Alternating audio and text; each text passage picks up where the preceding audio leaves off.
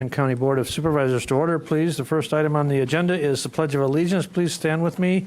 And following the Pledge of Allegiance will be a silent moment of reflection. I pledge allegiance to the flag of the United States of America and to the republic for which it stands, one nation, under God, indivisible, with liberty and justice for all.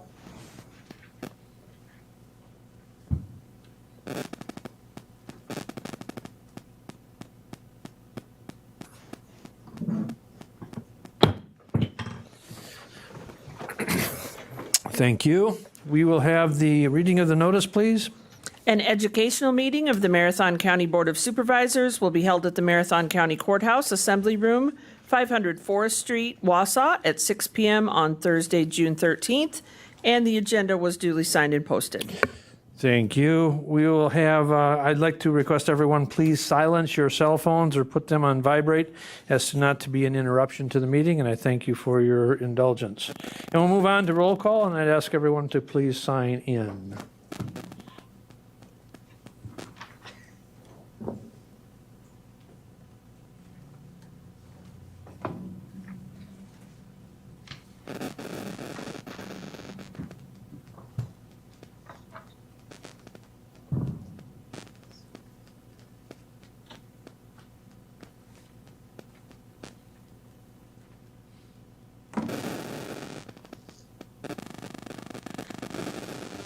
And thank you. And I'd like to welcome all of the visitors that we have with us this evening, including the viewing audience, and thank you for your interest in Marathon County government. So we will then move on to item number 7 on the agenda, and that is public comment. We have 2 individuals who have signed up, and each will be given 3 minutes of public comment time, and all public comments are to be addressed to the chair. And so I invite first up Tyler Seafer. Tyler, please.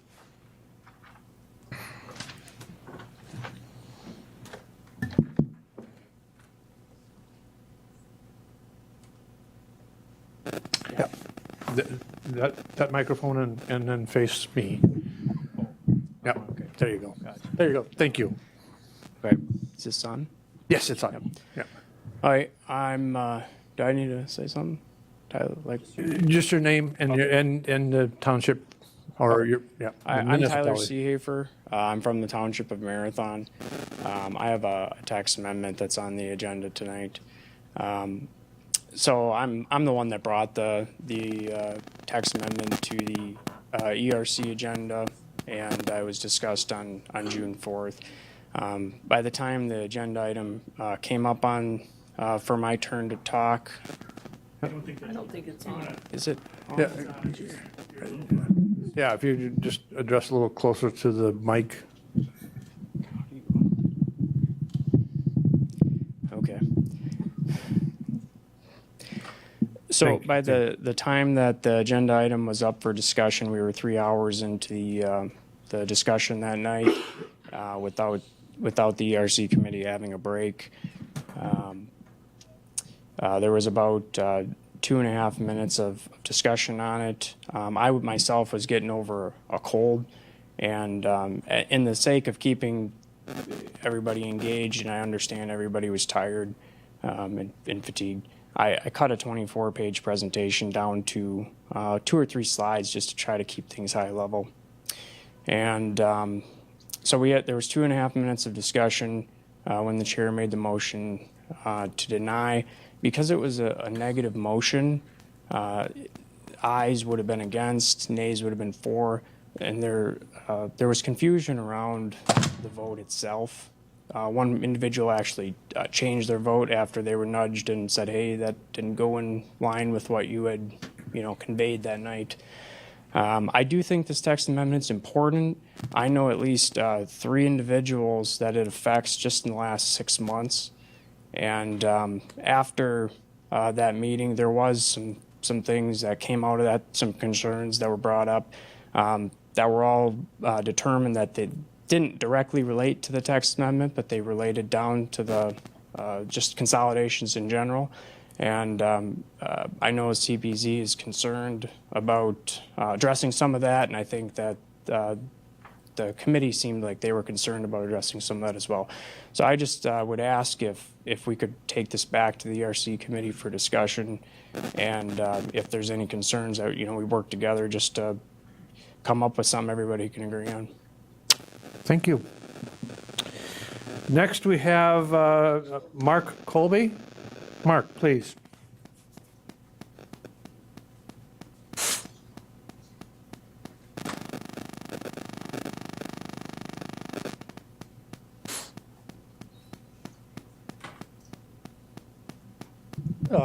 Mark Colby, Town of Marathon. I'm a member of the Planning Commission for the town. Was asked to come here tonight and just support our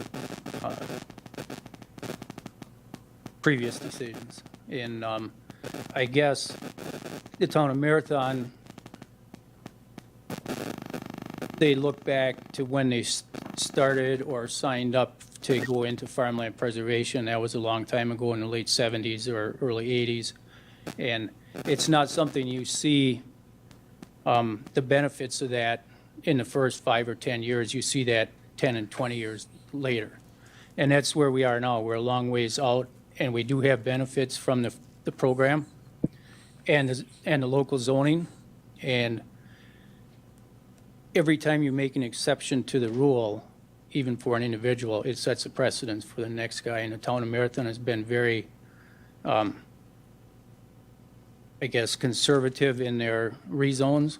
And we feel it's in the best interest of farmland preservation across the county, and maybe the state, because it is a state program, to leave it as it is. And we don't support the changes because it would seem that it complicates some of the opportunities for development. So, thank you. Okay, thank you. That's all we had for public comment, and so we will, and I thank both presenters. We will move on to educational presentations and/or reports. And the first item on the agenda is standing committee chairpersons or designees. Any standing committee chairpersons or designees wish to provide a report to the board? Supervisor Robinson, please. Thank you, Mr. Chair. The Human Resources and Finance Property Committee met yesterday, and we have some items that will be added to the agenda for Tuesday relative to the sale of property, and they deal with 5606 Chadwick Street and 5010 Heather Street in the village of Weston. Those two facilities were at one time owned by North Central Healthcare, turned over to the counties because they can't own property. The county has determined that it's surplus, but we wanted to, they're both community-based residential facilities, or CBRFs. We wanted to make sure that they stayed as CBRFs, and the administrator had been working with Opportunities, Inc., and they have put forth an offer of $500,000 for the two of them, subject to their continuing to be community-based residential facilities because there's a critical need for those in the area. The third property, 1702 Plum Drive in the city of Wausau, is a property that the county owned, sold, took back, and now Habitat for Humanity is interested in, and they're proposing to purchase that for $1,000 to put up a home, and if they don't do it they have to do it by the end of next year. And there are additional provisions in both of those, but those items will be coming in on Tuesday, and all three of the properties have an expiration of the offer to purchase in June, so it's important that we act on them in June. And then the committee also yesterday worked on establishing the priorities for the 2025 budget. We're in that season already. On Tuesday of next week, you'll have a presentation, Budget 101 for 2025, and we'll be covering the budget priorities, what your role is in it, giving you a high-level overview of some of the changes from last time. There are educational YouTube videos from last year that are very informative. We'll provide you with a link to those as providing a baseline, but we'll be providing information on the budget process, some of the revenue sources, primary areas of expenditures, and then what your role will be as committee members of standing committees as we go through that process. Okay, thank you. Any other committee chairpersons or designees reports to the board? Okay, thank you. We'll move on to item 8B1, use of workday for mileage reimbursement submissions. And we have the Deputy Administrator, Chris Holman, please. Thank you, Mr. Chair. Good evening, everybody. So just now, I handed out what is outlining a 12-step process for you all to work through to enter your mileage expenses in Workday. And in the sake of brevity, I didn't want to have everybody log in and then see if we could get through it all tonight. But you'll see at the end that I'm making myself available to all of you so that if you have questions outside of meetings, before the meetings you come in, I'm happy to walk through a process with you, get one done, answer any questions you have, explain any of the issues you're running into, and hopefully get that resolved. So the other thing about this particular process is it's the most straightforward way to do it. It's also using the iPads that most of you use for county government. There are approaches using a mobile app and the desktop or laptop, and so I'll provide similar step-by-step processes for both of those platforms, and then I'll also record a couple videos so that you'll be able to see me walk through each of the steps on those. It's a little more difficult on the iPads because I don't have one, so I had to sort of beg, borrow, and steal some iPads in the last week to make sure I was getting everything looking correct so that you are seeing what I'm actually typing down. So again, if you have any issues, feel free to reach out to me anytime. We'll carve out some time to get it done, and hopefully this will be useful for you. And if you have any questions now, I'm happy to answer them, but otherwise I'll await the questions, and I'm sure some will come. Questions by the board? All right, thank you. All right, thank you. And, well, just a side note reminder, per our board rules, the submissions are due by the 15th of the month following the quarter end. So April, May, June would be due, those reports would be due by the 15th of July. So they can be all as one total submission for all of them. Again, it's from your home or residence to the courthouse, or to, unless you're on official capacity, an official business for other travel that's potentially pre-authorized, or official business that you're on for a committee assignment. Those are for the reimbursements, to submit those reimbursement requests. Okay, we will move on to item 8C, and we are so honored to have with us tonight Chancellor Gibson from the UW Stevens Point campus, along with his leadership team, and so I would invite him to come up and give us the presentation, and thank him for his willingness to come and visit with us again. Thank you, Chair Gibbs.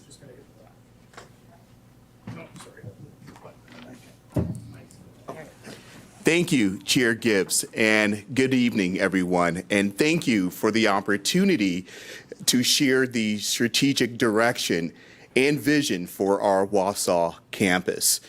To start us off with this presentation is my colleague, Dr. Gretel Stock, Dean of University College.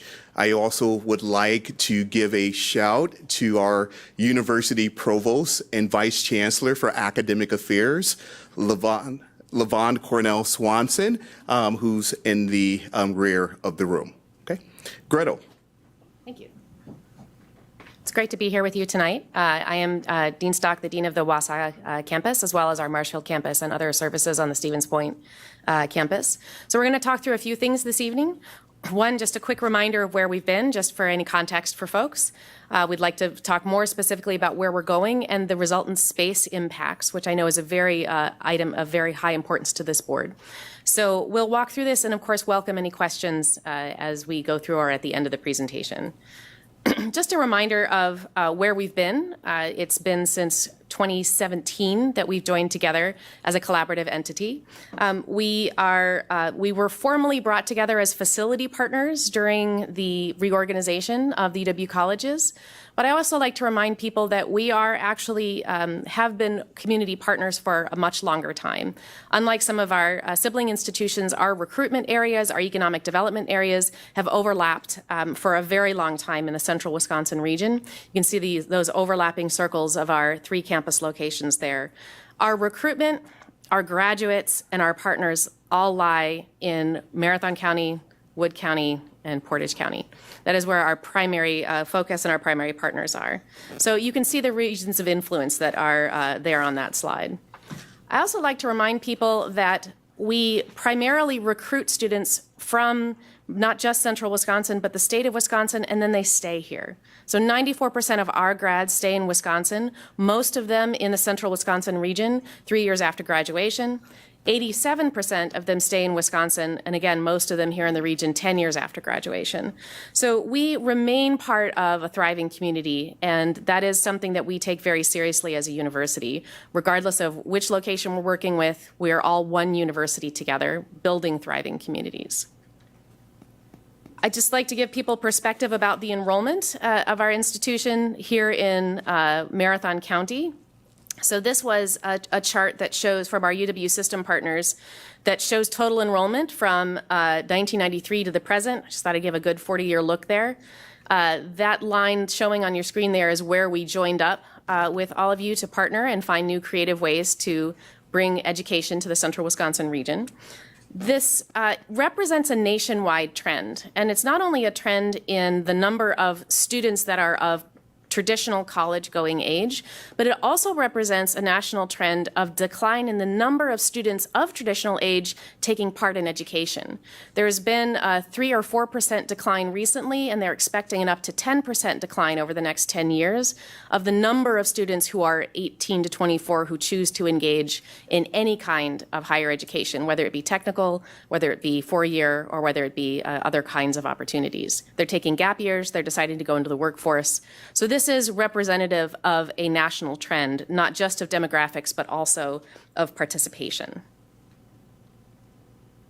Next, we wanted to talk a bit more about where we're going. And Tom, I'm gonna, would you like me to hand it over to you at Yes, this point? please. All right. Okay. Thank you, Gretel. So it's important for each of you to know that UWSP is a dynamic and strong institution. We are not experiencing some of the financial challenges as some of our sibling UW institutions. And I am certain that you have read about significant financial pressures impacting the UW and leading to closure of some of the branch locations. We are currently seeing growth and stabilization, particularly on our Stevens Point campus and our Marshville campus. We are indeed projecting and seeing some slight declines in student enrollment on our Wausau campus. Next slide, please. A major part of our growth strategy as an institution is addressing the needs of adult learners, adult students. And the university has seen promising results, particularly in our graduate programs. But we also recognize that there is still a market in this particular region for adult bachelor's degree seeking students. We know that 31% of Wisconsinites have a bachelor's degree, which represents 24% for Wausau, 23% for Stevens Point, and 17% for Marshville. 12% of Wisconsin's population have some college credits, but no college degree, and 10% have an associate's degree. That's 22% of the state's population that may want to finish a degree or seek advancement in their current roles with additional education.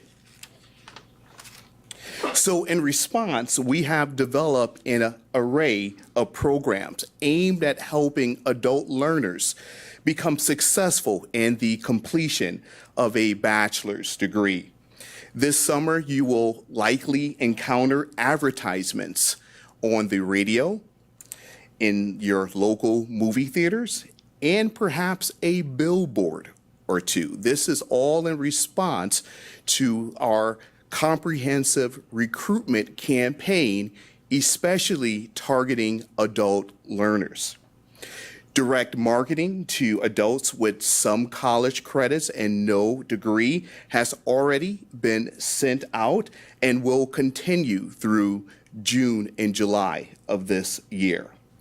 Our goal is to raise awareness of the new program offerings and be able to pivot in a rather nimble way in response to business and employer needs in Marathon County.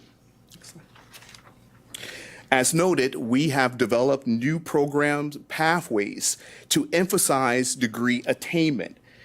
Now, an associate's degree is still possible on our Wausau campus, but it's not what the vast majority of our students are desiring. This is based on student enrollment behaviors. Hybrid and online formats are more popular, in particular for business, engineering, and social work bachelor's degrees on our Wausau campus. Furthermore, we have developed bachelor's degree completion programs in close partnership with NTC and our business partners in technology management, engineering, multidisciplinary studies, organizational leadership, business, and nursing.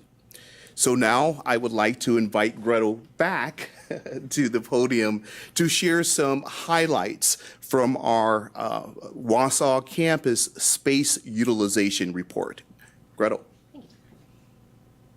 So one of the pieces we wanted to examine, but was also prompted by our colleagues at Universities of Wisconsin, was to do a thorough study of all of our locations and what our space utilization was on each of those campuses.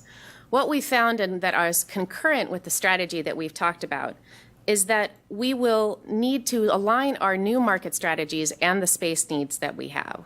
So overall, we'll need less space that is more focused on core classroom needs and student-related services.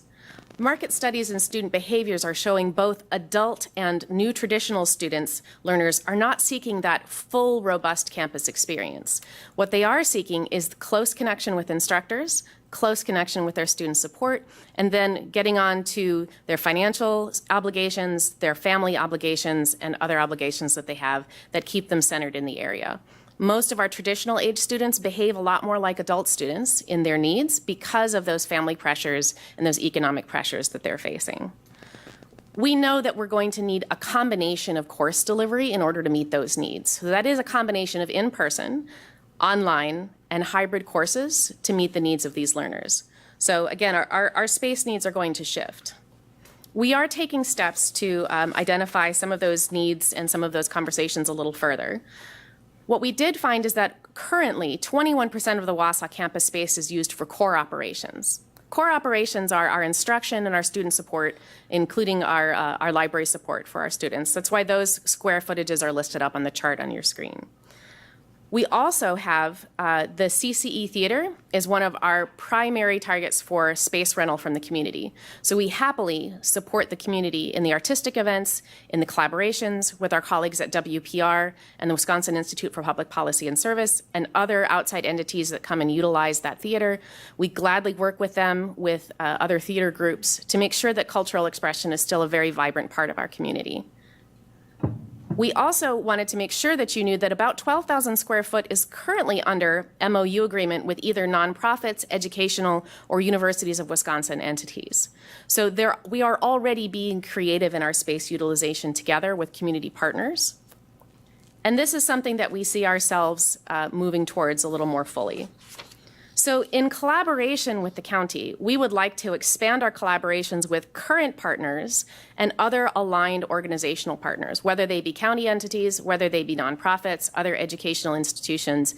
And we already have some very strong conversations underway to make sure that we are being good stewards of the space, as well as working closely with the county to accomplish any needs there. We also are going to be assessing our enrollment performance in the fall semester to ensure that we know what space that we need and that we have sufficient enrollment to cover our operational costs. We'll assess that in the fall after our day 10 and discuss any further steps with the county and with this board. Our goal is to be a close community partner with you through this discussion. So again, it's important for each of you to know and hear directly from me that we are committed to a 4-year public university presence in Marathon County. We see our obligation as helping to expand educational access to the campus to serve business, industry, and community needs for the benefit of all of Marathon County. So now I would like to invite questions. Open it up for questions.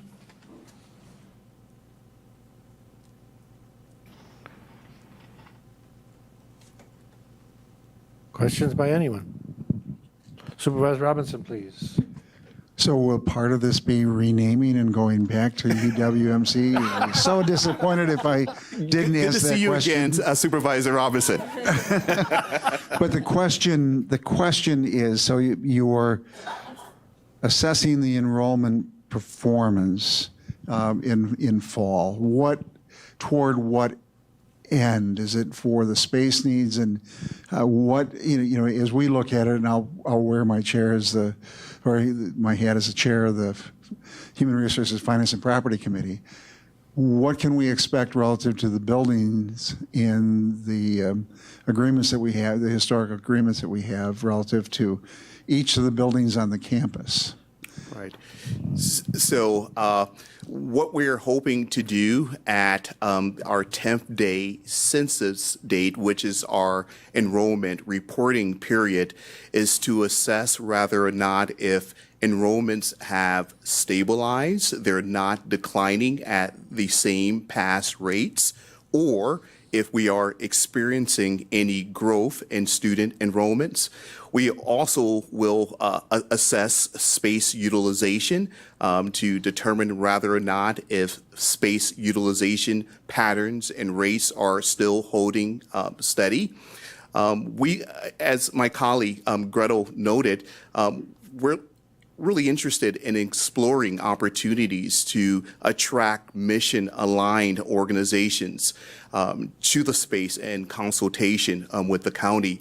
We too want to see greater vibrancy on our Wausau campus, and based on some recent discussions that we've had, we know that there is interest with local organizations being co-located with us. So our plan is to pursue those opportunities, but we also have to ensure that we're operating in such a way in which we can cover our operational expenses. Gretel, I don't know if there's anything you would add? No, I think you covered it well. Okay. Okay, next we have Vice Chair Dickinson, please. Thank you, Mr. Chair. So 2 questions. One is, do you have any explanation for why Wausau would be going down while Marshfield is kind of stable, maybe slightly up? And Stevens Point, Maine is growing rather significantly. Do you have any explanation for that? Or? So yes, I do have an assumption, and thank you for your question. The primary difference for the enrollment growth in Marshfield, as I see it, is that the Marshfield campus is the beneficiary of a recent gift that is geared entirely for student scholarships. and is less restrictive than the scholarship opportunities that we currently have on the Wausau campus. So I and my colleagues have been working diligently to attract gifts and other resources that could provide additional support to incentivize students to pursue their education on our Wausau campus. Thank you. And then the second, the marketing campaign for adult learners, is that just focused on Wausau, or is that going, will you be directing people to Wausau, or if someone sees it and then they end up at Marshfield or Point, it kind of goes negative to? So we are intentionally directing through this campaign students to seek enrollment on our Wausau campus.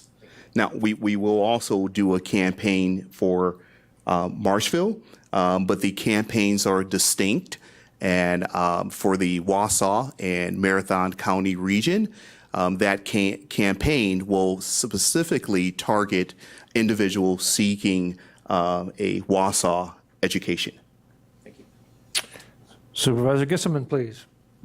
Thank you, Mr. Chair. That facility has been in the city of Wausau and Marathon County for over 100 years. And a strong 2-year liberal arts campus for many of those years. And I know that the switch in curriculum is starting to change. I get that.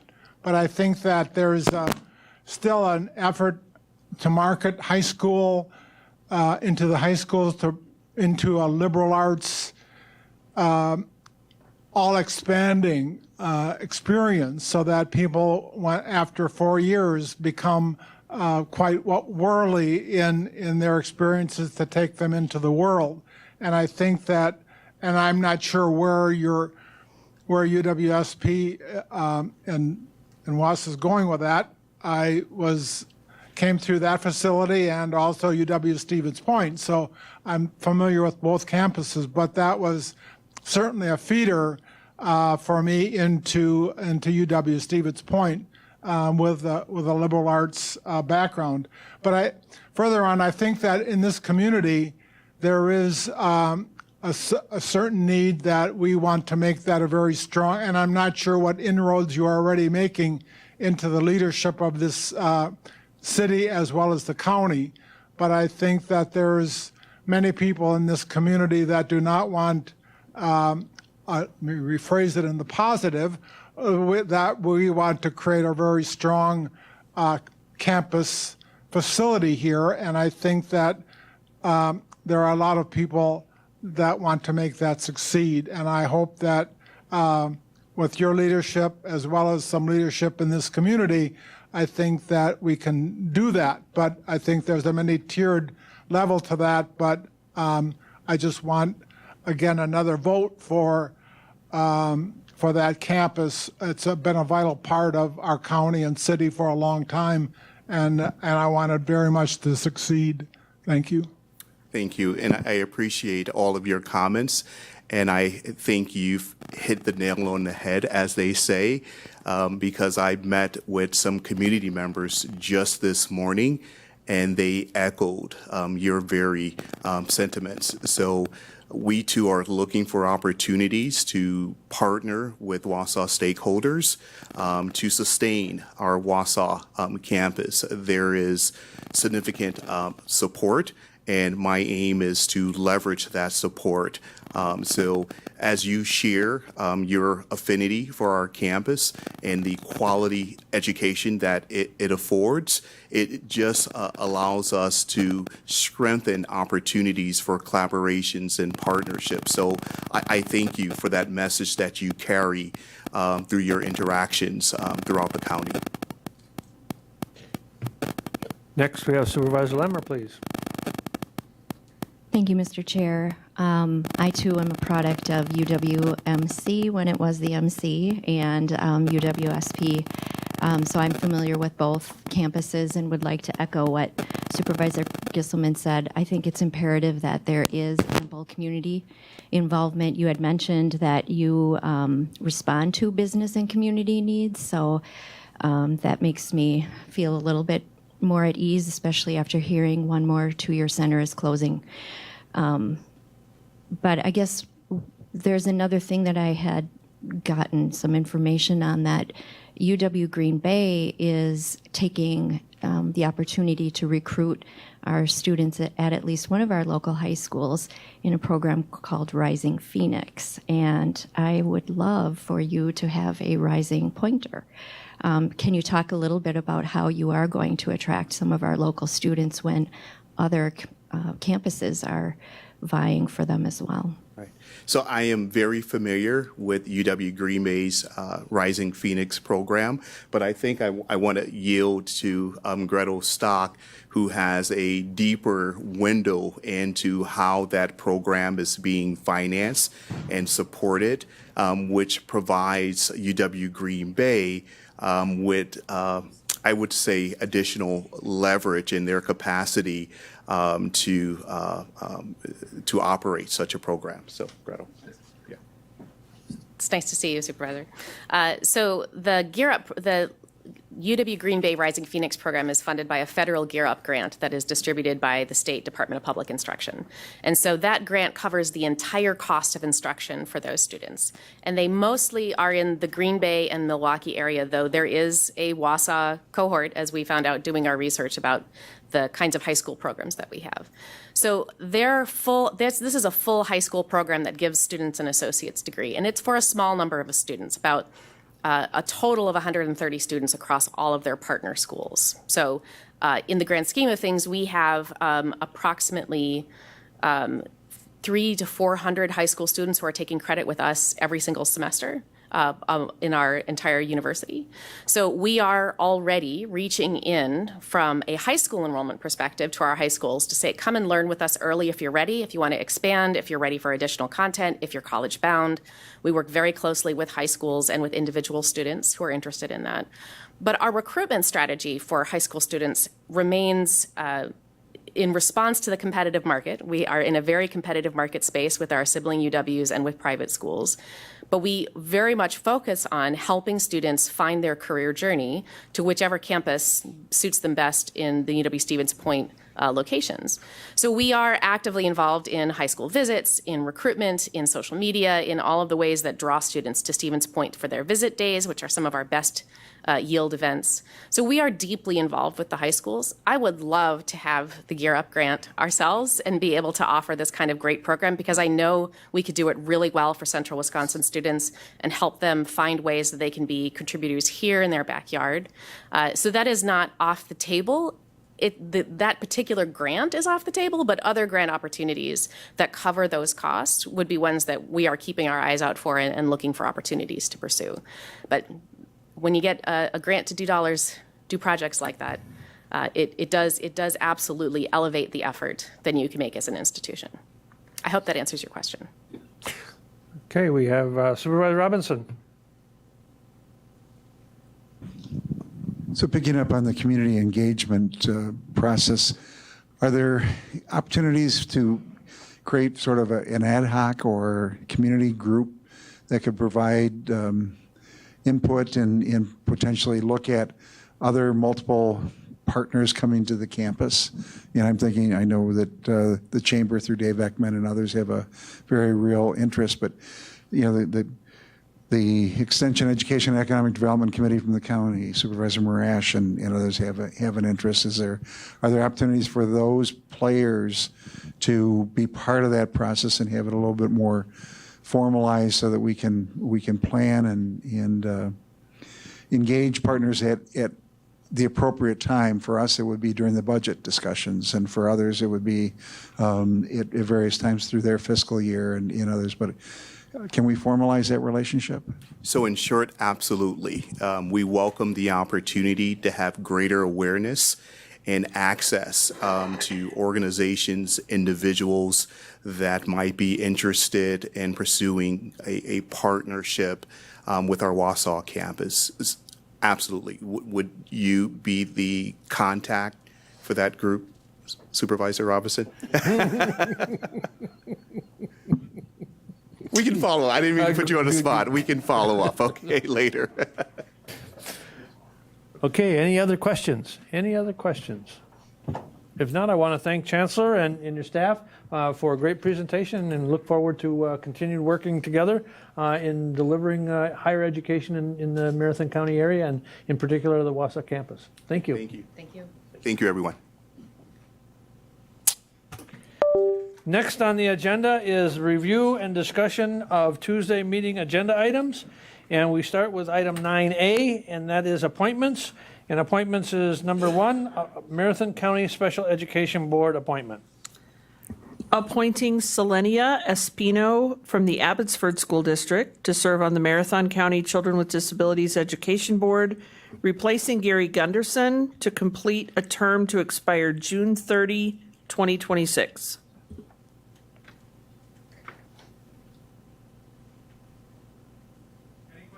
Excuse me, any questions on that appointment?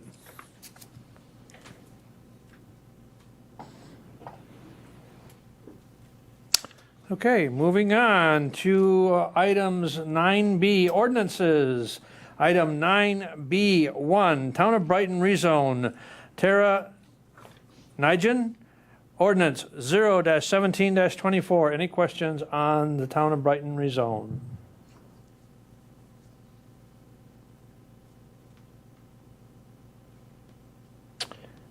All right.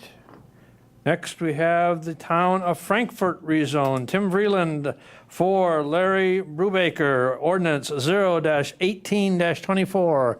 Any discussion, any questions?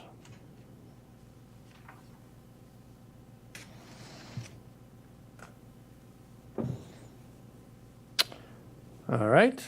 Moving on to item 9B3, Town of Hall rezone, Tim Vreeland for Joshua and Jenny Reynolds and Brian Green, ordinance 0-19-24. Any questions?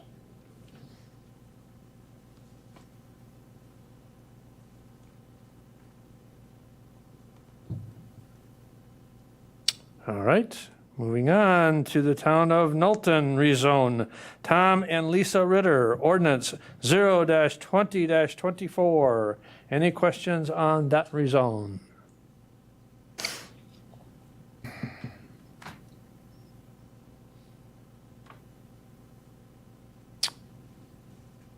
All right. Next, we have item 9B5, a text amendments changes to Code of Ordinances, Chapter 17, Town of Plover, ordinance 0-21-24. Any questions on that text amendment?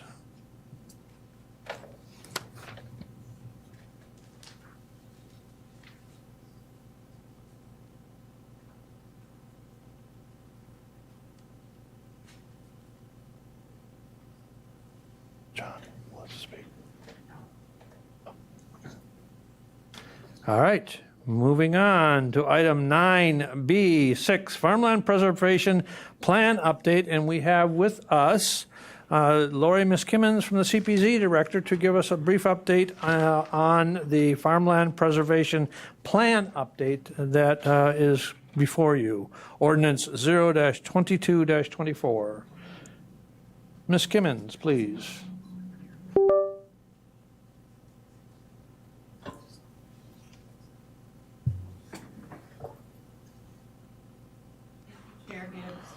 Oh, thank you, Chair Gibbs. My name is Lori Miskimmons. I am the Director of Conservation Planning and Zoning. Also virtually with me tonight, I have my conservation analyst, Kirk Langfoss, who's going to help me explain a little bit about the farmland preservation update. We've had some illness spreading through CPZ, so we decided to have Kirk do it remotely to prevent further potential of spreading illness. So he did want to be here in person, but we thought it was best that he do this from home.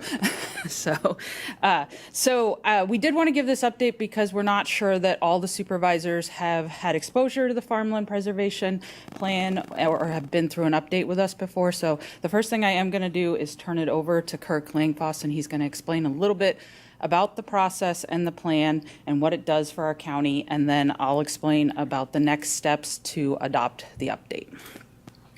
Kirk? Yes, so can everybody hear and see me? Yes, we can hear you We can hear you. We can't Okay, see you, great. but go ahead, please. You can't see me. Oh, okay. Apologize for that. I can see myself on my camera, but sometimes technology doesn't work as good as you'd like it. But I appreciate the opportunity to speak. Can I ask Lori, were you going to share the slides? Yes, they're being shared. Maybe you can't. There we go. He can't. Yes, I can see them now. Okay, Yes. Yeah. Yep, I can see them. So yeah, I just wanted to give you a little bit of a brief update on the Farmland Preservation Plan. Like Lori had said, some of you may or may not have heard of it. It's gone through the ERC committee, but basically what the Farmland Preservation Plan is really, most importantly, it's a part of the Marathon County Comprehensive Plan. It addresses the agricultural elements of the comprehensive plan for the entire county. It also requires, it's a requirement of the state of Wisconsin for county and county landowners to participate in other aspects of the farmland preservation program, which I won't go into in real depth, but farmland preservation zoning, which some towns have adopted, agricultural enterprise areas, which allow opportunities for different tax credits, some other business advantages, farmland preservation agreements, which allows rural property owners, including woodland owners, not just farmland, as a broad definition of all folks that own basically land that's not residential, industrial, or commercial, allows them opportunities. And then the farmland preservation tax credits themselves, which again, I won't go into great depths, but it allows state income tax credits for landowners that agree to keep their land in non-developed uses, primarily farmland, cropland, woodlands, etc. What the plan really does is it establishes a local vision for agricultural preservation, agricultural development, and the development of agricultural enterprises at the county level. And it's really a guidance document. It's not an ordinance, but it's a guidance document, just like the rest of the comprehensive plan, to help the county and towns establish policies to protect farmland for future generations. Or excuse me, for the future, actually generations also. Yes, thank you. So some of the requirements, the plan has to meet Chapter 91 of the Wisconsin statutes and Chapter ATCP 50 Wisconsin Administrative Code. Those are the statute and the code that address farmland preservation statewide. So our local plan needs to meet the requirements of the state requirements. Certification by the State Department of Agriculture, Trade, and Consumer Protection, DATCAP, is required of the plan. So they review the plan and certify it because it does have a good or a large agricultural component. It's updated and recertified every 10 years. So we're at a 10-year revision point at this time. It needs to be adopted by the Marathon County Board of Supervisors, and that's kind of why we're here talking to you tonight. And then ultimately, it's included and the update of the plan is included in the existing county comprehensive plan. Next slide, please. So the current plan right now, it was adopted about a little over 10 years ago. It expires at the end of this year. It's got a 10-year lifespan. It does say 2013 to 2028. It's got a 15-year lookout window, but the plan is effective for 10 years. And really, that plan that was done in 2013 was a very comprehensive rewrite of the existing farmland preservation plan, which went all the way back to 1982, which is consistent across the 72 counties in Wisconsin. All the plans are very old. Now there's a requirement that it's updated every 10 years. But that was a comprehensive rewrite. It took 3 years to go through the process, and it was really based on extensive public engagement.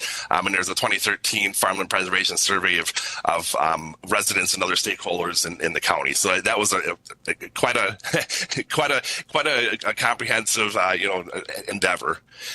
Go ahead if you will, Kurt. There we go. This plan is a little different. It's really an update. It's not a comprehensive rewrite. Like the second bullet point says, it's based largely on the current farmland preservation plan. It incorporates significant portions of that current plan.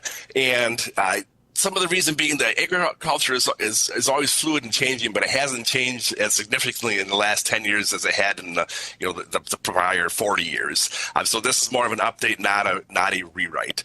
It includes updated goals and objectives that are somewhat, in a lot of respects, similar to the current plan, because we have a lot of the same objectives of keeping rural character, et cetera, in Marathon County.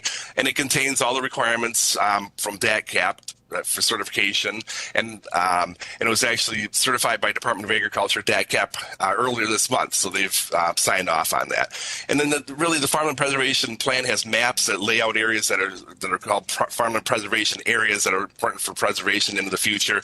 Those maps were comprehensively reviewed during this amendment or this update, really for greater consistency countywide. And then also we're looking at expanding opportunities, providing more areas in the county to be eligible to participate in the other components of the farmland preservation program. And each town, the 39 towns, has a parcel-based specific map to their town that shows parcel by parcel the status, whether it's considered a preservation area or not. Go ahead with the next slide, please.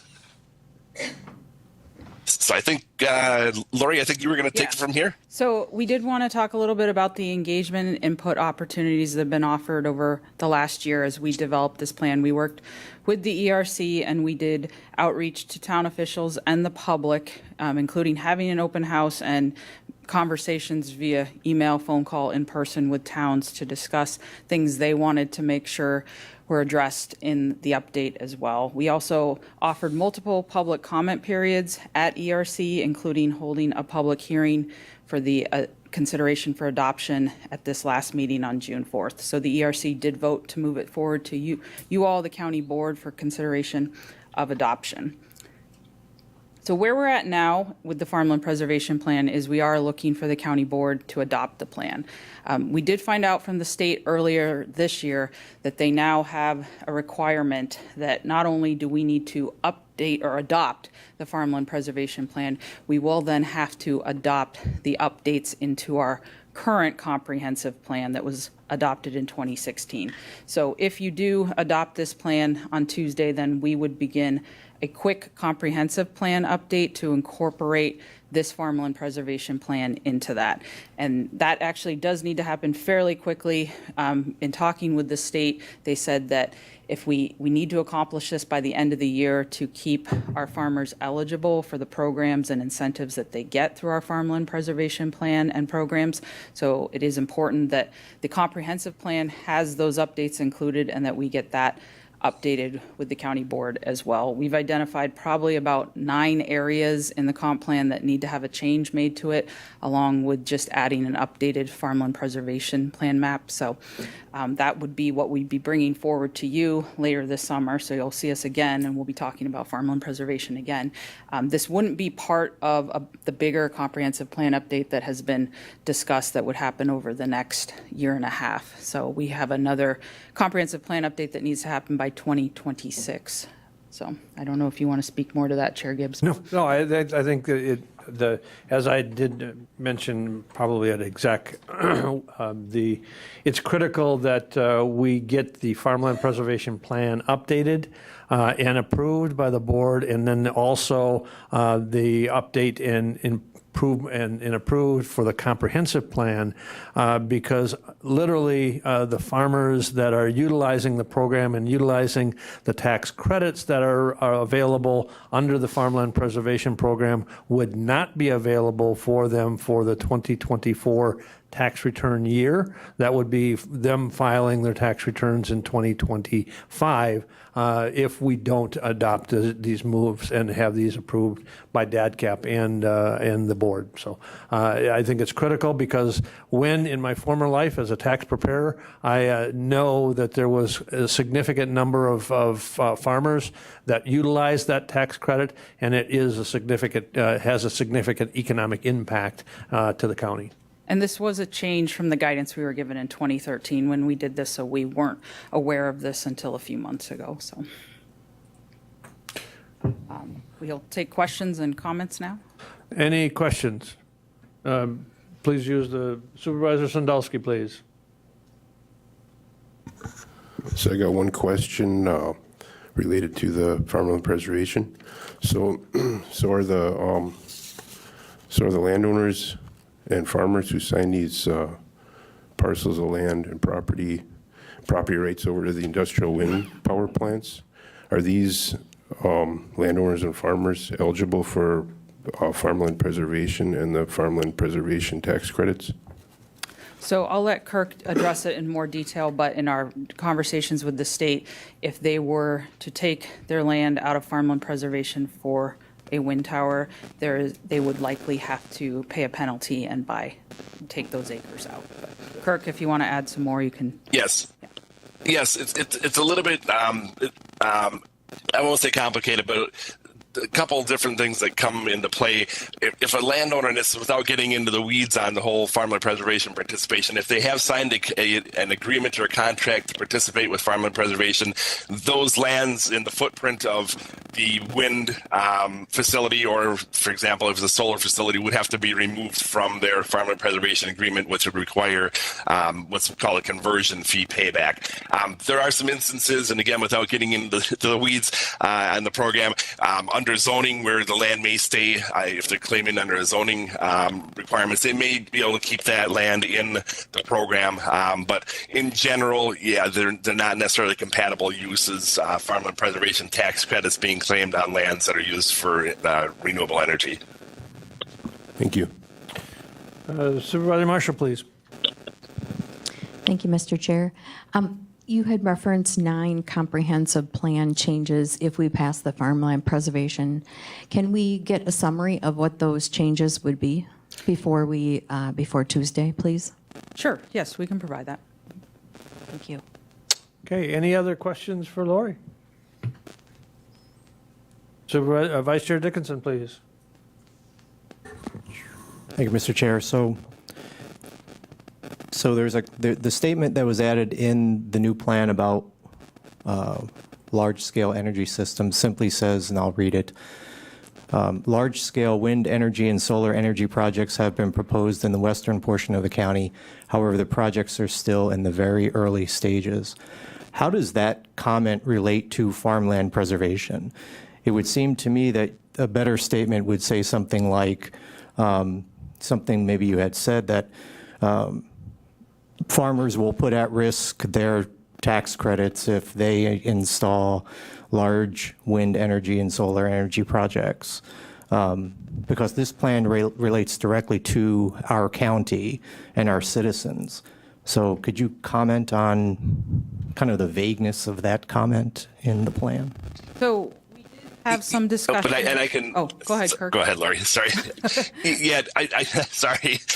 I wish I was there in person to make it a little more streamlined. But I've been in discussion with State Department of Agriculture, with DATCP, Farmland Preservation staff, and there really no county in the state so far has had any bold statement, if you will, regarding pros or cons for or against renewable energy systems in their farmland preservation plans. It's always been more of a general statement like we have that may be changing in the future, but we're consistent with the way other counties have done it. Really, and Lori may talk about this, I think the proper forum may be to look at more addressing this more in the comprehensive plan update that's going to be coming within the next year and a half, I believe, because it affects more than just farmland preservation tax credits. Renewable energies have a lot of other impacts, pros or cons for residents of Marathon County. So it may be a better forum to address it more generally in the comprehensive plan. Lori, I guess, did you have something to add to that? Yeah, I think Kirk pretty much covered it, that we felt that the comprehensive plan itself would probably be the more appropriate arena for that policy discussion, because wind is not just a farmland activity or relates just to the farmland. It's relating to other elements of our county. So, and in talking with the state, they reminded us this is just a vision document. It's not an ordinance. It doesn't hold any authority in what we can or cannot permit. So they said that they've advised counties to go the route of looking at doing those types of statements through their comprehensive plan, not their farmland preservation plan. Okay, any other questions for Lori on the farmland preservation plan and the update and the time frame of that will be before the board? Okay, thank you, Lori. We will move on to item 9B7, text amendment changes to Code of Ordinance, Chapter 17. Tyler C. Hafer recommended recommended for denial by the ERC committee. Discussion.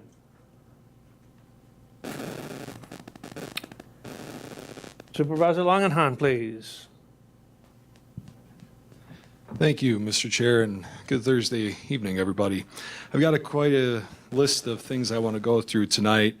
I think it's no debate the ERC meeting last week was lengthy. So I'm going to go through some things for the members of the ERC that were there, primarily because I don't want us to lose sight of the discussion that we did have that day. And I want to go through some things for the rest of the board as well, so that you're all up to date when making a decision on Tuesday. So as has already been said, and in the interest of transparency, I will say outright that this is not a unanimous decision from the ERC. The decision that came from the ERC was a 5-4 vote. That being said, I do agree with the result of the vote to recommend denial to the board. Pages 101 to 106 of the ERC packet from last week, Tuesday, do include the documents that the ERC used and reviewed for their discussion. I will talk with CPZ's staff and make sure that all relevant documents are in your packets for Tuesday as well. I'd also encourage you all to review the ERC video recording from last week. All things considered, like I said, it was a lengthy meeting, so I thought it would be good for us to consider 4 questions when making our decision on Tuesday. First question is, why is this text amendment important? Second is, where did this come from? Third is this text amendment consistent with Marathon County's commitment to preserving farmland? And lastly, would it be appropriate that this item be referred back to the Environmental Resources Committee? So let's start with the first question.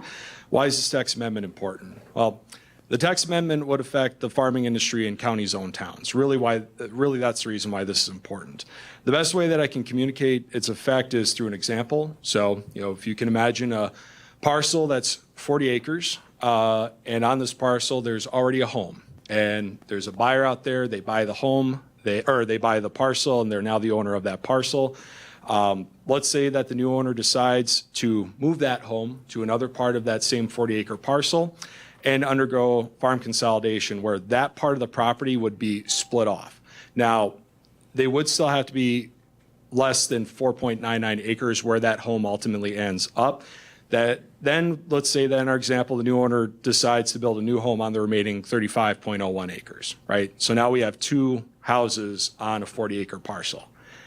What happens?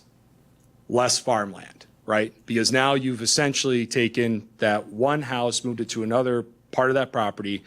You've built a new structure on the other property. You now have less farmland that's being used in Marathon County. That's the crux of this text amendment. That is not farmland preservation, by the way.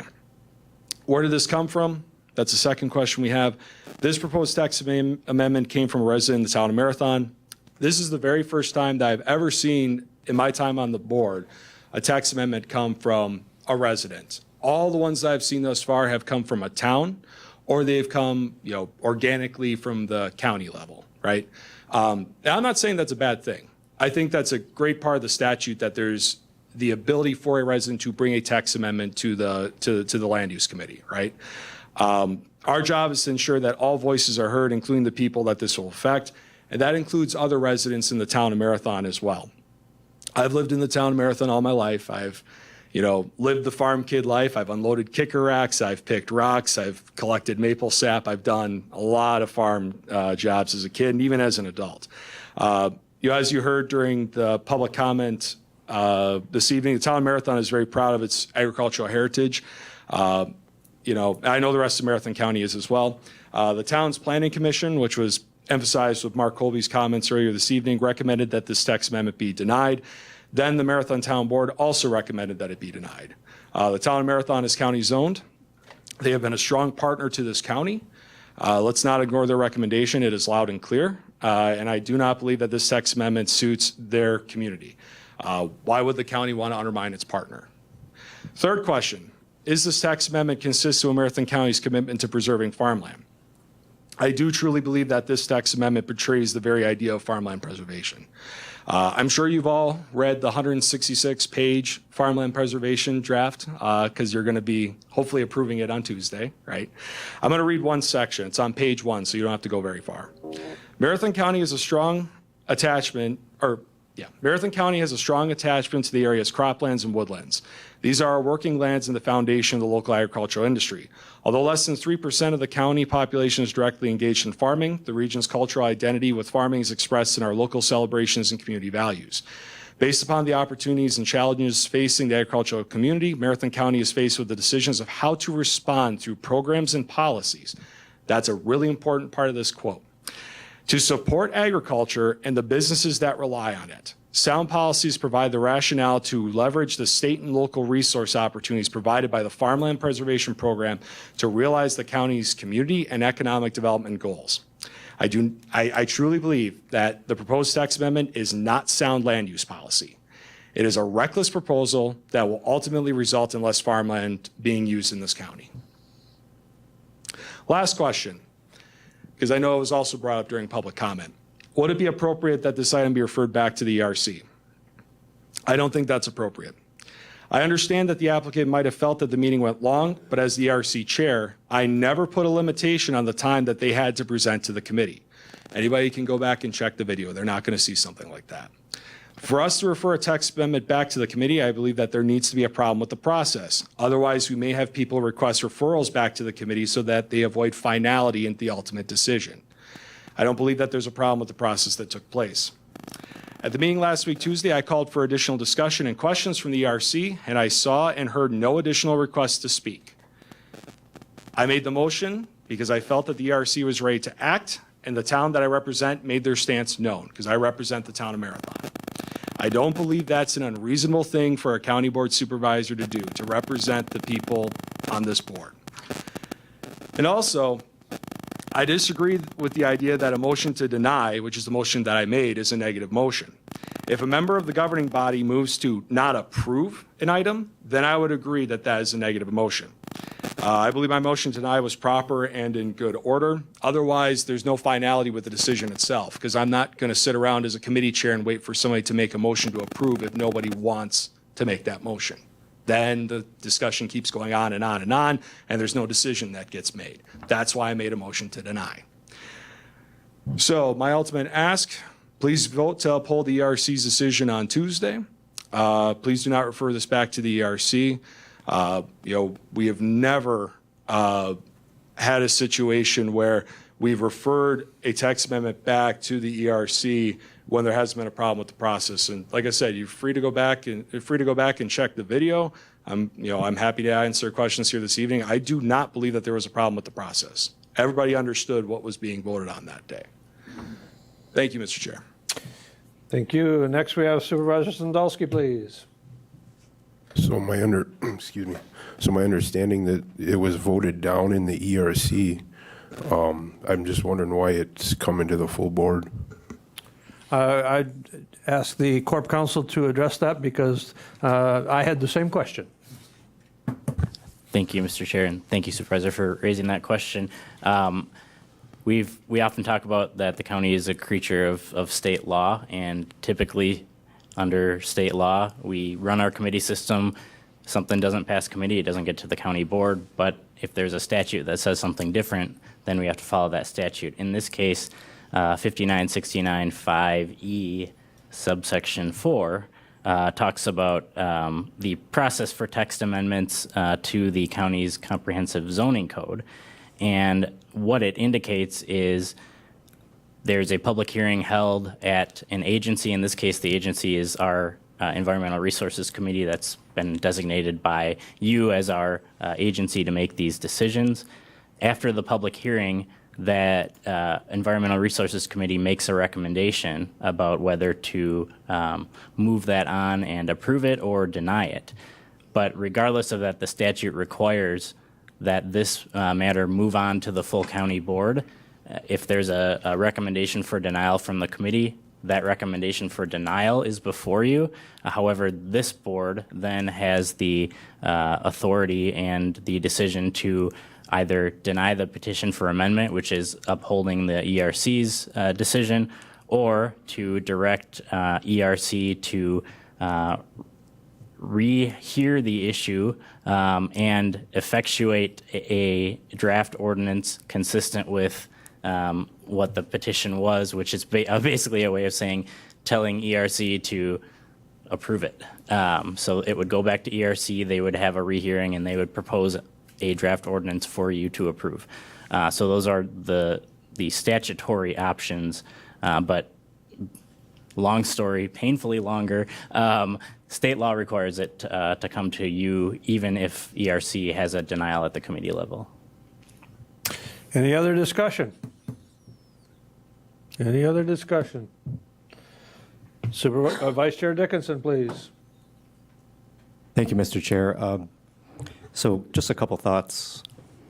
I guess I would say that if someone wanted, so the question would be, and I can direct this to whomever, if someone wants to put solar panels on their property and they have agricultural land, is that like a rezone? What happens in that case? Because then they're not using their land anymore for farmland, but they're able to do it. Is that like a rezone issue? How does that work? Mr. Chair, this is Shad with CPZ. I could address that question. Chad, please go ahead. Yeah, so essentially, it's not necessarily a rezone situation in that sense when it comes to solar panels. To be honest with you, it kind of depends on what agricultural district it's in. For example, if it's general agriculture, a lot of the times, if it's a private solar, if it's just a general permit through Marathon County zoning. If it's kind of a commercial one, those ones are conditional use. And if it's in farm preservation, you are allowed to have a personal solar panel, but if it was commercial, it would also need to go through a conditional use and then meet the standards of the farm pres district. So it's not necessarily a rezone. You could definitely, if you rezoned into a different district, you could still get solar panels on there, but it really depends on what the solar panels are going to be used for, and then what current agricultural district you're in. Okay. Chad, doesn't it also require, dependent upon the size of the scope of the project? If it's a commercial project? Yes. Okay, all right.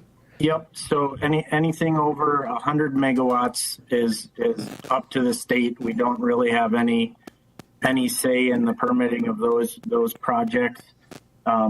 It's kind of dictated by PSC 128.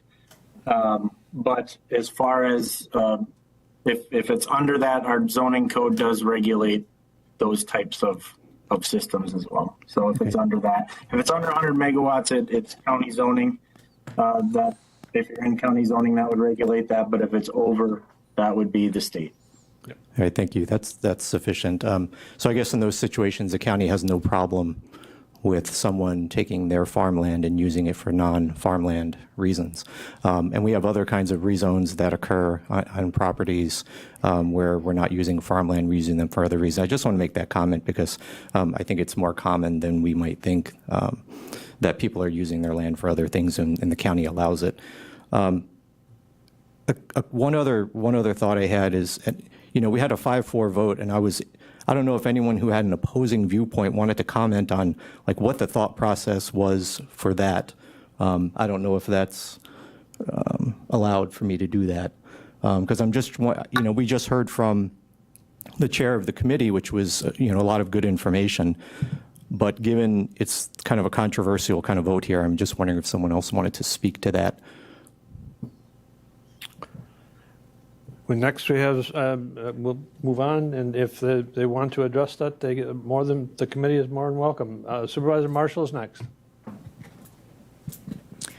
Thank you. I just had a question. How do we reconcile our need for housing and the housing shortage and denying people to put houses on land that they own, given that you may not want to live in a city? And if there are no houses for sale in the country and you buy 40 acres, how are we to reconcile that and say, no, you can't?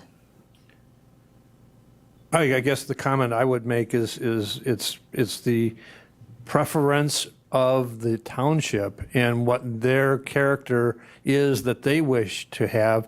They adopted the farmland preservation into the township and historically have upheld that. And so it's their choice and their makeup of their community, how they seem and deem it necessary. Next we have Supervisor Langenhan. Yeah, thank you, Mr. Chair. And both of the points that were just raised are very valid points. I do just want to highlight a couple things. As far as land being used for non-farmland purposes, in an agriculture area, I would just add that the real big difference with a lot of things is what it boils down to is farmland pres.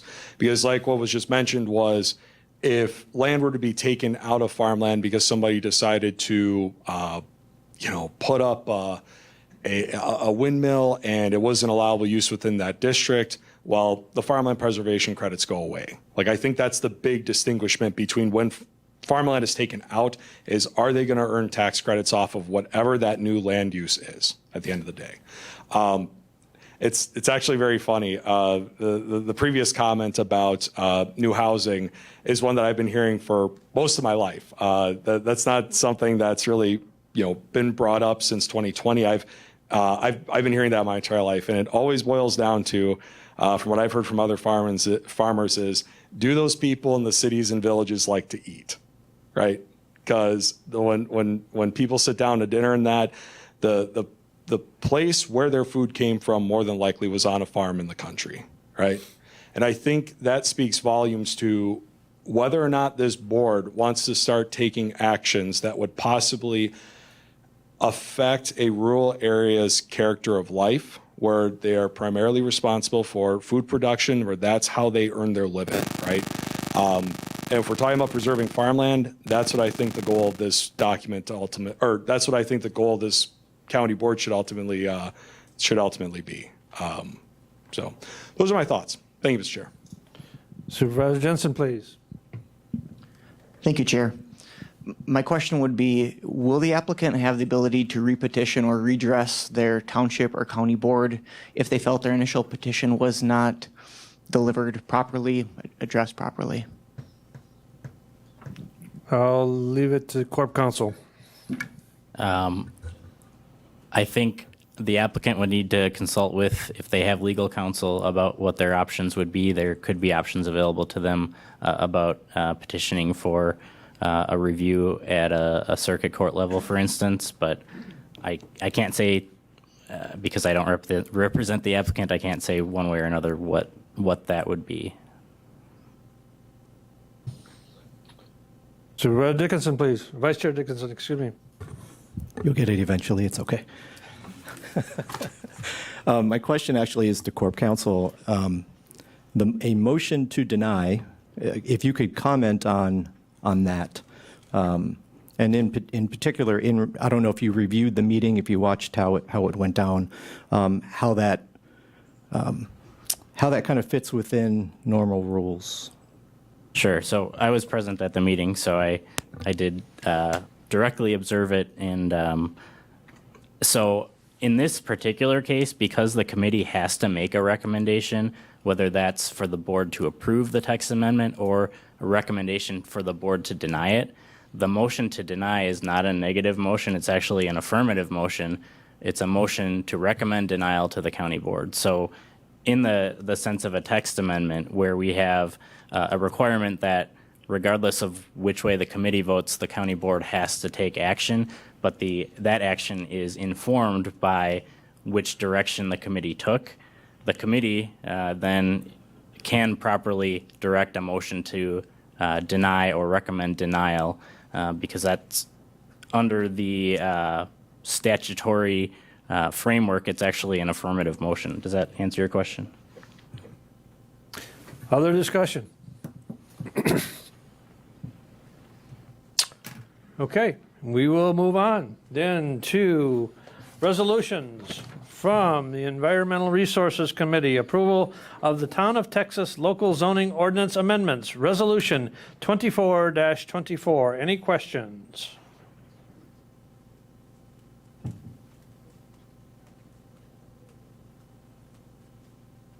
Okay, we'll move on to item 9C, 1A, and that is the approval of the Town of Wausau Local Zoning Ordinance Amendments, Resolution 25-24.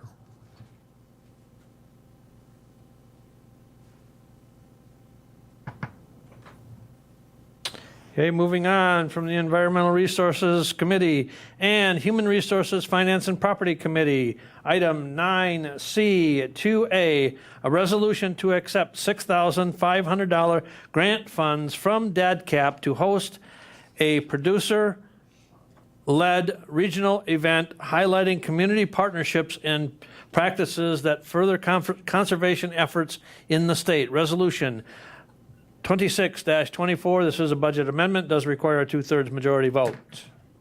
Any discussion?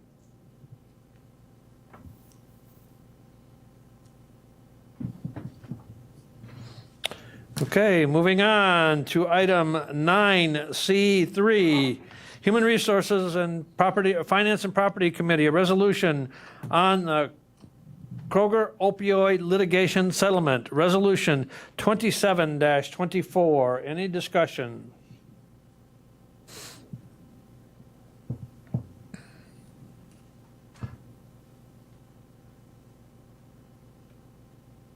Okay, moving on to item 9C, 3B, initial resolution approving revenue bond financing for Bug Tussle Wireless LLC, resolution 28-24.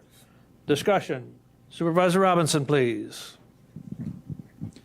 Thank you, Mr. Chair. We are joined tonight, I think Mitch Olson is, who's General Counsel for Bug Tussle, is participating remotely, and Aaron Andrews, who's our Brownfield Coordinator, and Jerry Klein, our IT Director, are here. But I want to put some context into the initial resolution, and then I'll ask Aaron to comment a little bit about what's happened recently relative to our efforts to provide broadband through the county's efforts. And back in November of 2021, this county board adopted a resolution supporting partnering with 5 or 4 other counties led by Fond du Lac County in a conduit borrowing issue of approximately $78 million, 25 of which was dedicated to Marathon County. About 21 million went into the actual construction of towers and fiber, and the rest was for reserve funds, capitalized interest, and expenses associated with the issuance. They have experienced some cost overruns and delays associated with that, and I want to put that in context, and I'm going to steal a little bit of Aaron's thunder, but to put things in context, in 2022, we partnered with Frontier on a project where they submitted a grant application to the Public Service Commission, and at that time they estimated their cost to be above the grant to be $13,140,000. They updated those numbers to reflect their cost of $36,859,000 over a 2-year period of time. They withdrew from that. 36 million. They withdrew from that grant application or requested to withdraw from it. So I say that in the context of other firms are experiencing very significant increases in cost. Relative to that conduit borrowing, there are a number of reasons why the cost went up. Inflationary costs. They also thought that they could string some of that fiber on telephone poles, and I think both Spectrum or Charter, which is doing work on the western side of the county, and Bug Tussle found that the spacing on those poles was too far and it wouldn't support fiber, so they had to bury it, and they ran into a lot more rock than they thought. And then they had some issues relative to a contractor's performance, and they ultimately have changed contractors to deal with it. But as part of that issue, they promised to deliver 16 towers and approximately 190 miles worth of fiber. And that fiber is middle mile fiber, which goes from tower to tower to support the activity on those towers. And those towers are important for two reasons. They provide the opportunity for Wi-Fi for people to connect to it, but they also provide opportunities for cellular service. And AT&T is a strong partner with Bug Tussle relative to those towers. And the middle mile strengthens the connection and the signal and is important as we build our backbone in the county. And one of the things about Bug Tussle is that they tend to allow other contractors, and they partner with a number of telephone companies and others to share in that fiber. As part of that resolution in 2021, there were several concessions or provisions that benefited the county. One of those provisions was we have access on each and every one of those towers, and we have utilized that when the DNR's Dancy Tower went down, and we could put our equipment on that tower, and our cost to build a tower would be about $1.3 million.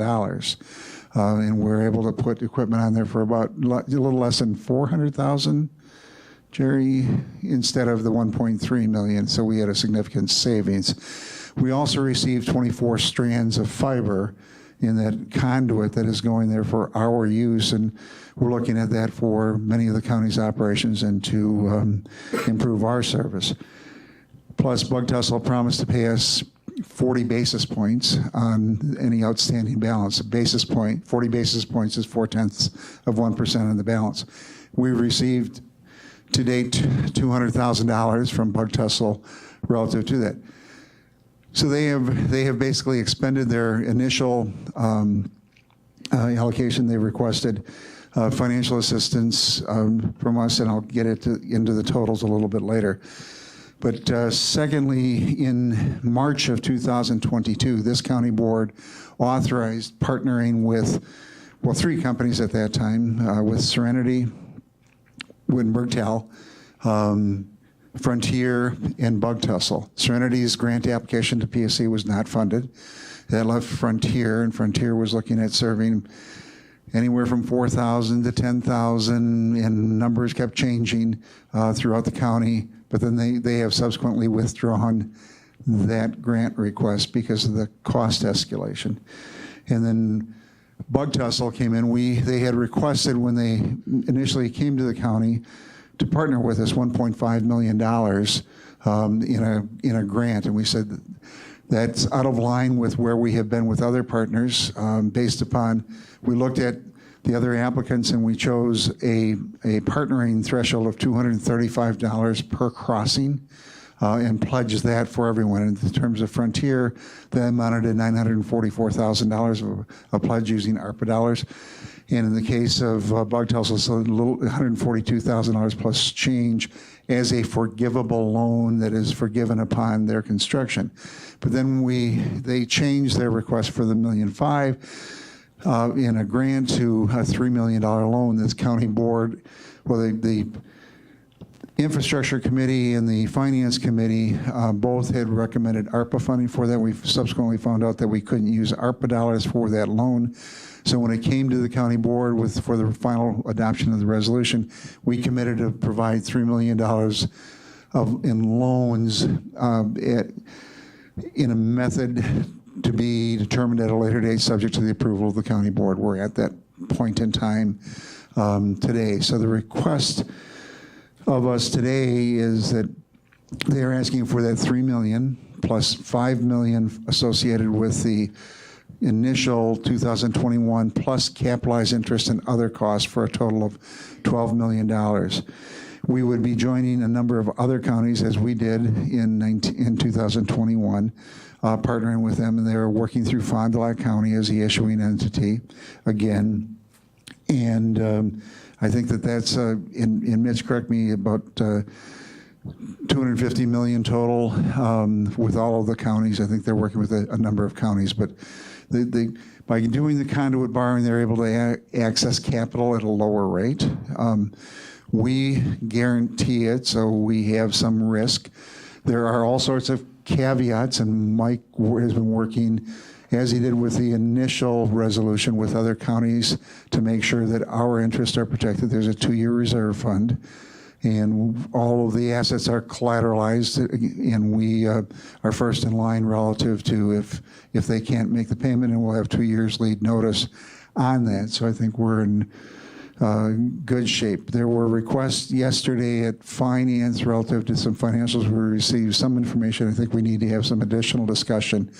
The issue before us on Tuesday is not necessarily to give final approval to it, but to authorize an initial resolution that would pledge our commitment to evaluating the funding going forward. Later this year, there will be a final resolution that would commit the county as a partner in that. The initial resolution starts the process. We would have the opportunity to work out the details. I know that Mike has had conversations, and there are a number of concerns by other counties. We would work through those as we did the first time, and typically our cost for outside bond counsel was picked up by Bug Tussle as part of that conduit borrowing issue. When we looked and we started evaluating how could we fund this, we did look at using ARPA. That was not an eligible expense. We looked at the potential of using fund balance. One of the concerns about using fund balance is that they're looking for a 30-year loan. We didn't want to commit our fund balance for 30 years. And then they later came back and said, well, we're willing to look at conduit borrowing, which is a better way of doing it. It's not using our dollars, but rather the money that they're getting through the private sector market, again, subject to our guarantees with the protections in place.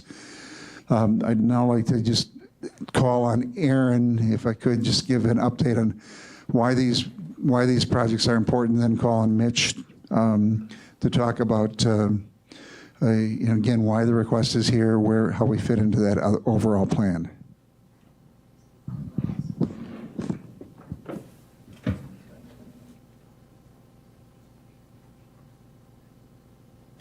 Hello, everyone. I'm Erin Andrews. I'm the broadband coordinator for Marathon County. I started in November of last year with the efforts of trying to pull together all of the multiple grant efforts there are to find, to bring broadband access to all of the residents in Marathon County. And I'm just here to provide a little broader picture of how this Bug Tussle project fits in our overall efforts. The Public Service Commission estimates that there are 15,000 addresses in Marathon County that are considered or underserved, which means they lack fast, reliable, and affordable internet access. Several of those many thousands of those are covered under what we consider enforceable funding agreements, which are grants that are out there and are in process. The PSC estimated originally that we had about 6,800 addresses that lacked an enforceable funding commitment, which meant there were no projects underway to support, to bring broadband access to these areas. Currently, as of last week, we had 6 ongoing grant projects in the county, what we would consider enforceable funding agreements. 2 of those were the Bug Tussle projects that is in your packet that we're discussing today, and then 4 others. TDS is one, Serenity is one, they're underway, and then the other 2 were Frontier, which Frontier revoked their grant request last week, which impacts at least 1,600 addresses in our county that are now not going to be receiving improved internet service within the foreseeable future. Frontier's goal was to have it completed by the end of 2024. And then Charter last week also defaulted on part of their project in Marathon County. It's a relatively small, we just got the numbers in today of the numbers of addresses, but it's in the eastern portion of the county. They've been working and completed most of their RDOF projects in the western part of the county. So just to give a perspective of that, that's how it all fits together. And the other piece to know is that in the Leather Camp project, which is the loan portion of the $3 million loan, that's going to serve approximately 700 addresses in the Cronin-Wenner-Gunther area. The middle mile fiber loop that goes around the county is scheduled to serve the people who are actually on the route that just happen to line up that's on that route is about 1,800 addresses. So those homes would have access to the bug tussle fiber once they lay that fiber. Does anybody have any questions for me other than that I can come back to? I guess I would turn it over to Mitch if you want to add any clarity. Mitch, please. Yeah, thank you, Mr. Chair, and thank you. I forget what title to use in this context, so I'll go with Supervisor Robinson. As I mentioned yesterday, you do a great job of summarizing it and limit the amount that I have to inform people on. But to that end, everything he said is accurate. Everything he says is kind of the path that we've walked down. The one clarity that I'll add is a portion of the budget overruns from the initial project came from kind of some timing mechanisms on how our bond projects really are born and how they're created. So when we first engage with the county, as we did with Marathon County in 2021, we have a plan and we have a budgetary idea and we have an amount not to exceed that makes its way into the resolution, like the $12 million that you're seeing today. So in 2021, when we had a $25 million project, the time between that initial budget being set and the final planning phases of that project kind of manifested as there were some pretty significant changes. So we knew we were going to be upside down from the get-go. Granted, to Supervisor Robinson's point, is there are definitely cost overruns and there are definitely areas that ended up being more expensive than we forecasted. But really, at the end of the day, is putting together kind of a good project that covers as much of the county as we can and kind of finishes the loop through the county was the conclusive goal at the end of the day. And the money that we're looking at in this kind of supplement to the funding portfolio is really to kind of crystallize that vision and get to the finish line we're hoping for. Okay. I guess now I would open it up to the board for discussion. Any questions? Supervisor Jacobson, please. Just for Supervisor Robinson, because I missed this part, on the bonding, who's responsible for the interest payments? Is it Bug Tussle or the county? All of the costs associated with the bonding, the principal interest, as well as the issuance cost are borne by Bug Tussle. Thank you. Supervisor Marshall, please. Thank you, Mr. Chair. I was just wondering, on the technology changes so quickly, is it feasible that it will still be a needed service in 30 years if it's a 30-year bond? If I can. Go ahead, Mitch, please. The biggest benefit to the infrastructure that we're installing here, and that's probably how I should preempt all of my statements, is this, though it manifests at the consumer level as a broadband project, is fundamentally an infrastructure project. And so to your point, the technology does change, but the infrastructure does not. So whether that's the fixed wireless product, whether that's the mobility cellular carrier product, or whether that's even what you're utilizing on the fiber side, is the towers still retain their value and retain their use, and the fiber itself still retains its value and retains its use. The original fiber that they put in the ground in the late 70s, early 80s is still in the ground, is still being utilized, though the lasers they shoot through that fiber have changed a lot over time. And that's really the forward-looking piece of this is, okay, get the fiber in, put in enough capacity that you can grow with it and then expand it in the future as individual use cases increase. But end of the day, it's infrastructure and it's valuable. Thank you for that. Supervisor Conway, please. Thanks, sir. I understand delays and I understand cost overruns. What would prevent Bug Tussle coming 6 months, 8 months, 10 months and asking for even more? Whether they incur a penalty or we can get an insurance and a memorandum, that would be my only reservation. Otherwise, these things happen, I understand that. So what mechanism could be in place so this doesn't happen again next year? Mitch, do you want to try to address that at this point? If my own credibility and my willingness to come begging to the county on my hands and knees would prevent me from doing that again. But to the point I made earlier is a big piece of why we're back here is, one, manifesting the grants on the Leather Camp side, but two is addressing how the scope changed in the context of this project. Is the original budgets we had put together called, I believe the number that Supervisor Robinson had was 190, approximately 200 miles. And we have a little bit more than 200 miles of fiber in the ground as we sit today. It just reached out to the sides a little bit more, and some of the routing changed a little bit more than we really allowed for in the budget. So we have roughly 50 miles to go across the southern portion of the county, potentially from Stratford to Mosinee, which is largely just a discrepancy in how the project changed more so than being driven by cost overruns.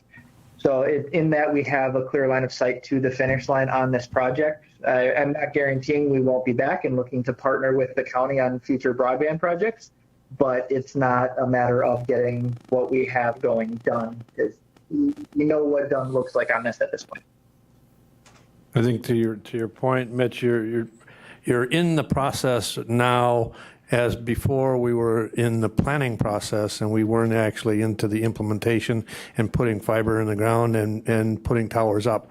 You already have, I think, 16 of the 18 towers operational, and they also have a lot of the fiber in the ground, although not lit up. But I think, so to your point, the end site is actually in the site. Supervisor Morash, please. Thank you, Mr. Chair. I have a lot of concerns with this because we're already more in debt than we're supposed to be as a county, and we have a very rocky county. So if we already have people backing out because they're hitting too much rock, do we have any kind of a map? I know you've shown maps in the past, but could we get an updated one for exactly the locations that we're looking at that need to be serviced, so that we can have a better idea and make, well, I don't think I'm the only one, but to have more sense of security in knowing that we're not going to be running into increased expenditures because of hitting rock. For instance, TDS was supposed to service my neighborhood in the city of Wausau, and they never came down there because there was too much rock. So if that's happening where I'm at, out in the rural areas, it's got to be even worse. So that would be helpful. Thank you. Okay. Supervisor Robinson, you want to respond to that? I think we have those. We have maps that show status of those, and we'll try to get those to you. But it is in the broadband packet from the meeting that was on the 28th of maybe. We'll try to get that in the packet for you, an update. And Mitch, I would ask if you could work on getting us an update to reflect the work that's been done in the last month. That would be helpful. But I want to try to address Supervisor Conway's question. The difference between this and the earlier ones, I think most of the work on the middle mile fiber that's running tower to tower, and the towers are anticipating most of that work to be done this calendar year. So we're looking at a short horizon. I know that they've expanded the number of towers, and Supervisor Seubert had asked questions at the infrastructure committee relative to cell service and other things. As we use these, 52% of the data goes over the towers through these, but as importantly, the towers are there for cellular service. And with an ATT partner, ATT has FirstNet, which is a redundant system that supports law enforcement. But with 5G, you need more towers because the signal is stronger but shorter, which is why many of you are probably having cellular issues when you travel, because they're great signal, good high frequency, but shorter distance. So it's important that we have that, and they have grown the number of towers. Vice Chair Dickinson, please. Thank you, Mr. Chair. So I was there at Infrastructure, being Vice Chair of Infrastructure, and expressed my significant concerns. I'm glad that Mitch went ahead and made that comment about the loss of scope and the loss of focus. We talked about that initially, a plan of 180 miles, and however many towers became 360 miles, and more towers as Buck Tussle went through to the Towns Association meetings, and people started saying, what about here, what about there, what about that? So I think it is important to point out that contributed to what we have in front of us today. Yes, it was the other items indicated, the rock, a bad contractor, those things. I understand that, but Mitch, I thank you for acknowledging that this loss of scope was a significant problem. So I have a couple questions. One is, if we did not approve this, how many of those 15,000 people get served? Because there was, Aaron had mentioned that there's 700 in the Leather Camp area, 1,800 in the Middle Fiber area, 2,500 people not being served. I'm trying to figure out, if we stopped right now, if we said no, and Buck Tussle, I'm assuming they wouldn't do any more work as of August, which I believe is the comment that was made, how many of the 15,000 get served? Potentially. So without pulling the data at this point, but utilizing the number that Aaron had earlier, there's approximately 1,800 locations that are along the middle mile route. So the remaining middle mile route, from the numbers I told earlier, there's about 400 or 500 on that, and 700 in the Leather Camp area that don't get served. So that's 1,100 that we wouldn't serve, and about 1,400 that we still would from the fiber side, not counting the fixed wireless stuff, which is obviously already in play. All right, thank you. And additionally, getting what Supervisor Conway had said, what happens if something happens? What happens if Buck Tussle goes belly up? What happens if Buck Tussle gets sold? Where are we then? What are the ramifications of that? Yeah, it gets sold is not a risk. Contractually, is whoever, in the event that transaction take place, we're booked on all of these deals and have the obligations we have and have the debt service obligations that we have all the way through. In the event that Buck Tussle fails, goes belly up, that's where you have the collateralization on the assets. So you would take possession of all of the assets that were constructed utilizing the bond fund. So that's all of the towers and equipment, all of the fiber and equipment, which you can either operate as other counties have, and gone out of pocket and installed their own fiber rings, or sell and look to cover the debt obligation. On an annual basis, you have an obligation to reimburse the debt service reserve fund, which is a couple $1 million a year line item. The one anecdotal piece I have to say on that is in the context of our entire business. Though we have a lot of debt associated with these rural broadband projects, we issued about $250 million worth of debt through the original indenture. We have an authorization from Fond du Lac County to issue up to another $250 million in a series of tranches. I expect that this tranche will have about $100 million in it. That makes up about half of our business. So in the event that we are to cut bait on being a fiber provider, which we can't do because of the parent company guarantee, it would be losing all of our assets, both on the carrier services relationship and what we do with AT&T, and on the fiber side, at a value of like 50 cents on the dollar, which I cannot imagine our shareholders would be willing to stomach. The biggest protection, in addition to the collateralization you have in the individual assets, is that parent company guarantee of Hilbert Communications. So there is no level of parsing or level of carving up that we can do to back out just of these obligations that we're having the county commit to. In the event this project or any of the other bond projects fail, all of Hilbert sales and all of Hilbert's assets are there and collateralized for the county.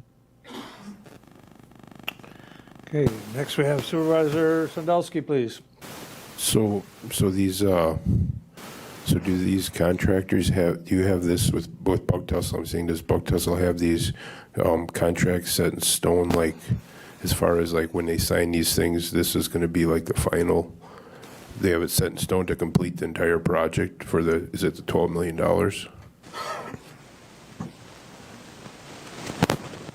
Mitch? With our contract with the subcontractors that are doing the work? Yep. I think that's the point of the question. We have and I won't disparage who we were working with previously, but we are currently working with Michaels and have a great relationship with them, and they have been doing great work for us. So very comfortable with the work that they have in front of them and the rates that they're going to charge for the work they have in front of them.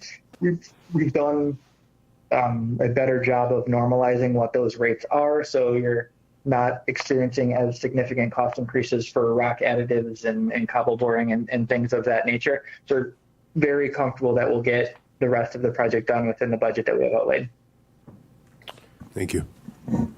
Supervisor Marash, please. Thank you, Mr. Chair. I'm curious if we know how many of the residents affected by not having the broadband service now. Do they not have any internet service currently? Do they have satellite internet? Do they have Starlink? Do we have any idea? Are they currently like zero service for internet? Yeah, please. The answer is it varies depending on the area. So some addresses will have access to other forms of broadband. This is a fiber project with towers. There are other options for something called licensed fixed wireless, which proves challenging in hilly or heavily wooded areas. Satellite is an option. It's quite a bit more expensive. It's a $600 investment in hardware and then $120 a month, which is roughly approximately double what they would be paying for a fiber project. So I don't have numbers on these specific addresses, whether or not they would have access. I think they may, but it's really a moving target at this time. I think the point there is that, some people will, or well, most people would have access to satellite, but then it becomes a cost availability and cost effectiveness of the product. Mm-hmm. Any other questions by the board? Any online? All right. With that, we will move on. Thank you, Mitch. We will move on to item, 9C, 3C, adoption of the 2025 Budget Priority Guidelines, Resolution 29-24. Questions? So, Vice Chair Dickinson. Hey, Mr. Chair, I was just wondering if the dates are correct in the second bullet there, the April 20th and 25. If those are the actual dates in the May 10th, we may want to check those. If that was that copied from last year, perhaps? Okay, thanks. We'll make those corrections. Thank you. Any other discussion? Okay, we are down to announcements and/or requests. I've had announcements from the clerk. I would request that everybody please stop by into the clerk's office and check your mailbox. There's mail in those mailboxes for most people. Other than that, any other announcements and/or requests? All right, we are down to the last infamous one, item number 12. What is your pleasure? Motion by Supervisor Langenhan, seconded by Supervisor Drabek to adjourn.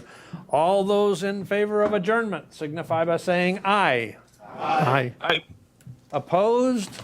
Motion carries. We stand adjourned. Thank you, ladies and gentlemen.